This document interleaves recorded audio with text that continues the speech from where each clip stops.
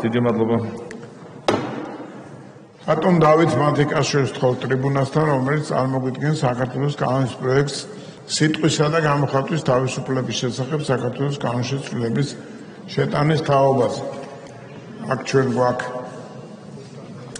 ორი კანონ პროექტი და გთხოვთ ყურადღებას. მოგესალმებით კოლეგებო. მეორე მოსმენით წარმოგიდგენთ კანონ პროექტს სიტყვისა და გამოხატვის თავისუფლების შესახებ. გასცნობთ, რომ პირველი მოსმენის შემდგომ ცვლილება არ განუცდია კანონ პროექტს გარდამავალი დებულების შესახებ იმ დამატებისა, რომელზეც მე გესაუბრებ პირველი მოსმენით საკითხის განხილვაზე და რაზედაც ეხლაც მინდა ხალბატონ თეაძოლუკიანს მადლობა გადავუხადო, მასთან კონსულტაციების შედეგად ჩვენ დავამატეთ ეს მუხლი ამ კანონს, ასევე შემდეგ კანონ პროექტს. შეგვიძლია განვიხილოთ.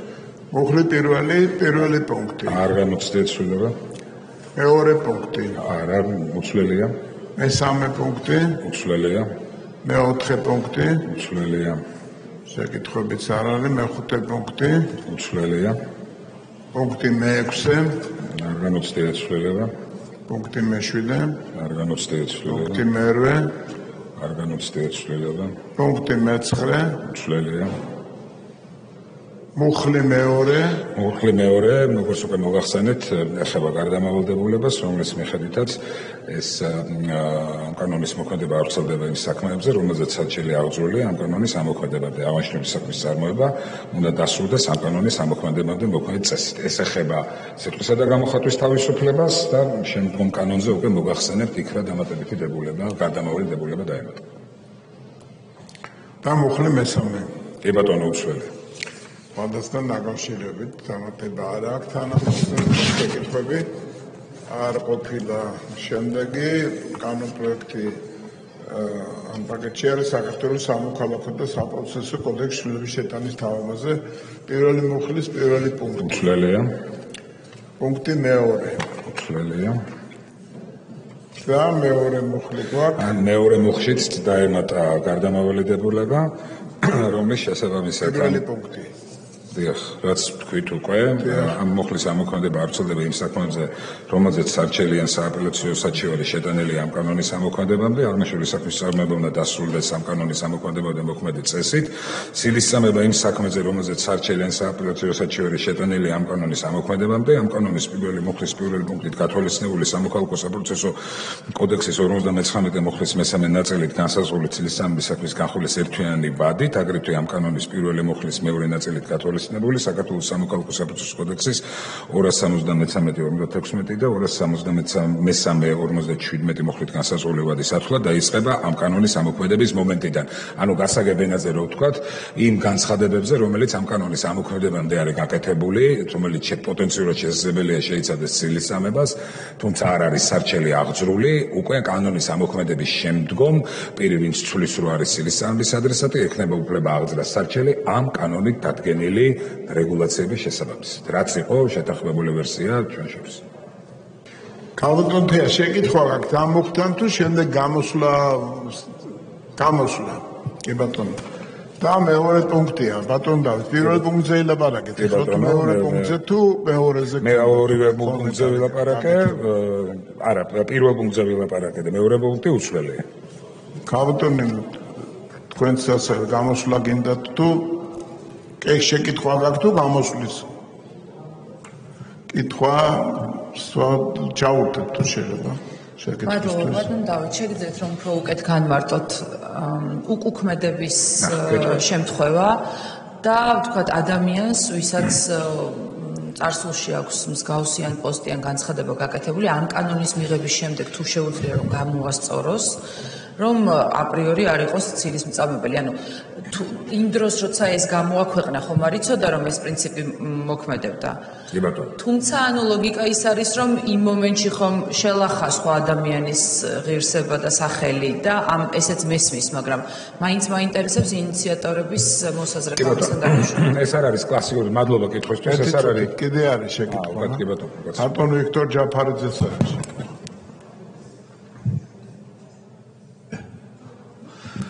ბატონ დავით, როგორც წესი ცილისწამებასთან დაკავშირებით გამოიყენებენ გამოთქმას სავარაუდოდ პირობითად ვამბობ, ბატონმა დავითმა ჩაიდინა ესა და ეს. მე მაგონივრული ეჭვი და ასე შემდეგ და იმას მე აღარ მიაღწევს ყურადღებას. და მეოთხე მუხლის აზრი დაცული აბსოლუტური პრივილეგიით. მოწოდება დაცულია კვალიფიციური პრივილეგიით. მოწოდება იწვევს კანონის დადგენილ პასუხისმგებლობას მხოლოდ მაშინ, როცა პირი შეეძლებს განზრახ ქმედებას, რომელიც ქმნის კანონსაწინააღმდეგო შედეგის დადგომის აშკარა პირდაპირ არ ასეთ საფრთხესთან. ეხლა რანაირად გამოიყენა? კი ბატონო.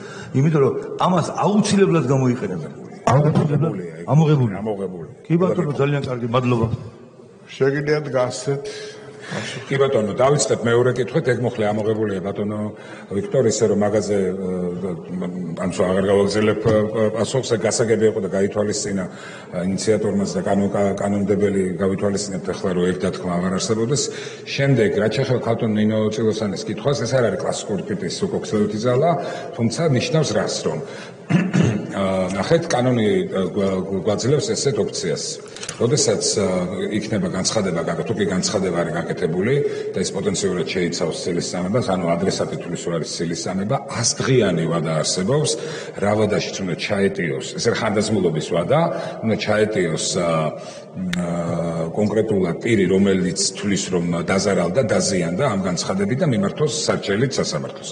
რადგანაც რეგულაცია იცვლება დღეს და ჩვენ შევცვალეთ მტკიცების ტვირთი, რევერსი გავაკეთეთ სამოქალაქო მტკიცების ტვირთის, ბუნებრივია რომ ეს წესი ცვლის ასევე სამოქალაქო პროცესის სივრცეში არსებულ დავის ფაქტორს.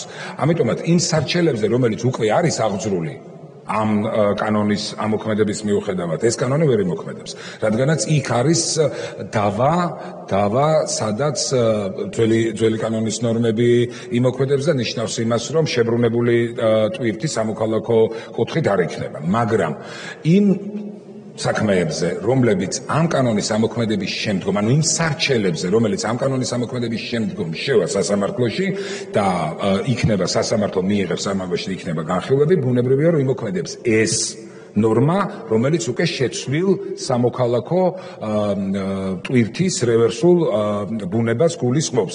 ცალკეული იმ სხვა დათქმებთან ერთად და სხვა მომენტებთან ერთად, რომელიც შემოთავაზებული არის ცვლილების სახით. რაც შეეხება გამოსწორებას, თქვენი კითხვის მეორე ნაწილი ეს იყო, ეს არის სამოქალაქო დავა, აქ არის მორიგებაზე, ასევე არის მორიგებაზე საუბარი და თუ კი პირი მაინც თulis რომ ცილის წამება, რომელიც თავის შინაარსით უკვე ზიანის მომტანი ქმედება, აღარ ჭირდება მას იმის მტკიცება, რომ თუ კი დამტკიცდა რომ კაც ადამიანს ცილი დასწამეს, ეს უკვე მისთვის ზიანის მომტანი. ამიტომ თუ კი ორი მხარე ერთად სასამართლოში მორიგდებიან, ამას წინ ბუნებრივია არაფერი არ უდგას. აქვე გეტყვით რომ ის ერთვიანი ვადა, რომელიც კანონის წინა ვერსიით იყო გათვალისწინებული, სამოქალაქო საპროცესო კოდექსის შემჭირდებებული ვადების გათვალისწინებით შემცირდა და 10 დღიანი ვადა ექნება მხოლოდ მოსამართლეთა მიერ დაწესებული მხარეებს იმისთვის რომ მორიგდეთ.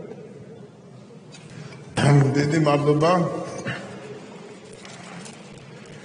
შეკითხვები აღარ არის, არ აქვს თანამოხსენების დამატების სურვილი. ქალბატონ თი ადგილიდან გნებოთ გამოსვლათ თუ ტრიბუნას.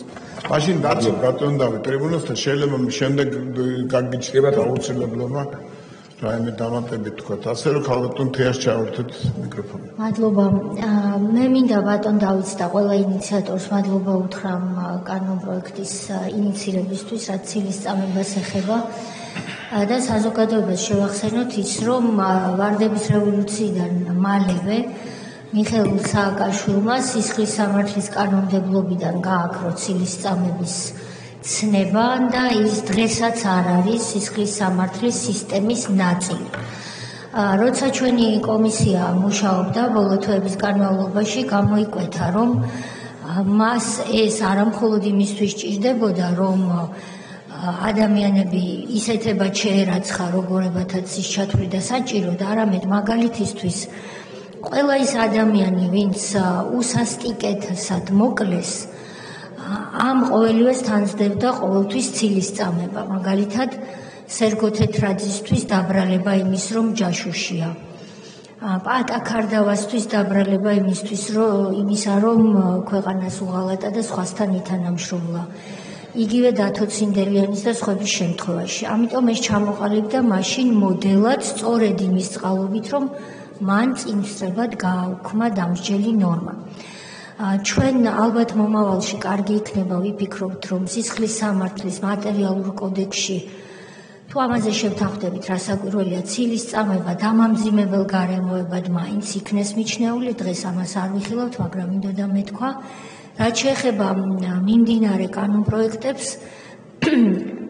ისიც მინდა გავიხსენო, რომ ბატონი დავითი და კიდევ ერთხელ მადლობა თქვენ ამისთვის, ასევე სხვა დეპუტატები წინამოწვევების პარლამენტში არაერთხელ ცდილობდნენ იმის გაკეთებას, რასაც დღეს ვაკეთებთ და მთავრობაში მე მახსოვს მინიმუმ 2 ცდელობა იმისა, რომ ეს მომხდარიყო, ცოტა უფრო შორსაც წავსულიყავით, თქვათ, ვიდრე დღეს მივდივართ და ამით ხაზი მინდა გაუსვა იმას, ბატონო გია, რომ დღევანდელი სხდომა ამ მხრივ არის ჩემი აზრით ისტორიული. რომ ცილის წამებისგან ადამიანი მინიმუმ სამოქალაქო წესით იქნება უკეთესად დაცული. სისხლის სამართლის მიმართულებით, როგორც უკვე გითხარით, შემოთავაზებაა, რომ მომავალში ერთად ვიმსჯელოთ. მადლობა. რაიმეს ხომ არ დაამატებთ? მადლობა მინდა გადავუხადო კოლეგებს ინტერესისთვის, რომელიც იქნა გამოხატული კანონპროექტის მიმართ. მადლობა კიდევ ერთხელ ქართულ თეას.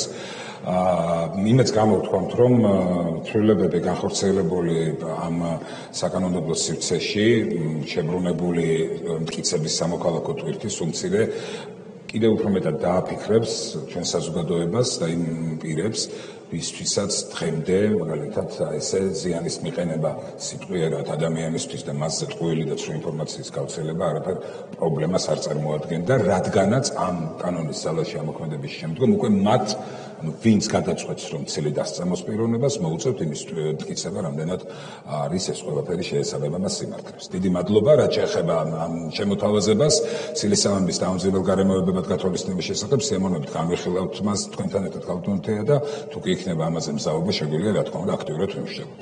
დიდი მადლობა. დიდი მადლობა, საკითხი განხილულია, ძალიან გთხოვთ. მოემზადოთ კენჭისყრისთვის ცოტა გამოვაცხადოთ ტექნიკური შესვენება, უხმეთ კოლეგებს და გვექნება კენჭისყრა. შემდეგ 3-ს რო დააკლდება 5 წუთი გვექნება ბიუროს ხდომა და 3 საათზე იქნება მეორე კენჭისყრა და გთხოვთ ყურადღებით.